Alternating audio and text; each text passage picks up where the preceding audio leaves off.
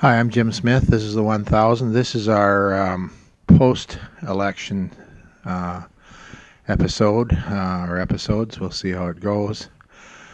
The Everybody's in the gun world's pretty choked. Mr. Harper lost and Mr. Trudeau won, and everybody's kind of a little upset over that, understandably. There's nothing much we can do about it. This is how our system works. I think from the 1000's point of view, we were always pretty assuming that it was either this election or next election, we're going to have Liberals back.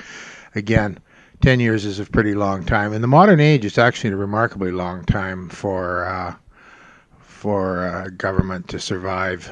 You have to go back to Mr. Laurier in the beginning of the 20th century to find a prime minister that actually won 4 consecutive elections. So nothing particularly surprising there, disappointing but not surprising. Going forward, we have to start thinking. Our plan was originally to do this as a 4.5-year project for the election of 2019. So nothing's really changed for us except our tactics, of course, will be different. And I'd like to speak to you to the beginning of the first episode of this to talk about tactics. We need to be really clever about this. The people that are going online on Facebook and whatnot and frothing and venting, this is fine, but it's going to come back to haunt you. The people that are just sitting back quietly going like, now what, are the people I'm talking to now. Because what you need to do seriously is go to your candidate that won, congratulate them, give them your contact information, say anything I can do to help you, please let me know. I'm interested in the political process. Okay? That includes Elizabeth May and the Greens, that includes the NDP, the Liberals, and the Conservatives. It's important that you make a connection with the sitting MP and they know who the heck you are. Heck, if you're not working right now, maybe you should drop off a resume and see if they got work for you. It doesn't cost to ask. It doesn't. You never know. Even though they usually have supporters and workers that they've already slotted into those positions. Be proactive. The next thing you need to do is hunt down number 2. And the first thing you ask number 2 is, are you going to try it again in 4 years? And if they say, well, I don't think so, I don't know. Well, that's the way things go. But get contact information there too, because they may change their mind or they may be able to tip you on who is going to be running for that party. And again, this doesn't matter which party it is.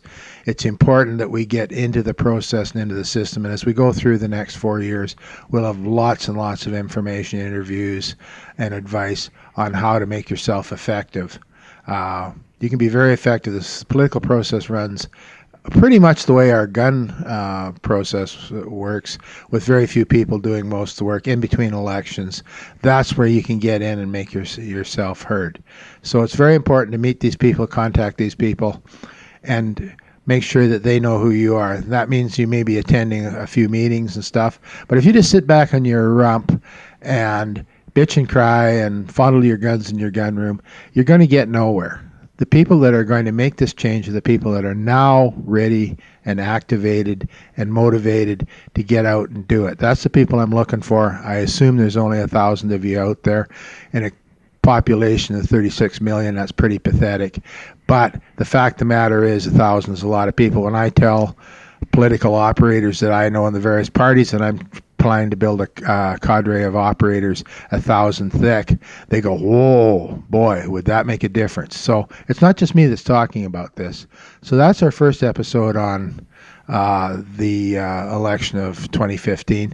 We'll produce a few more, especially as time goes on, and we'll carry on with our plan for the next 4 years. Okay?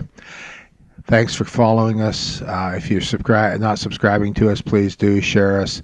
And hey, get out and do some shooting. It's fun. It's here in Alberta, where I am right now. It's beautiful out. Thanks.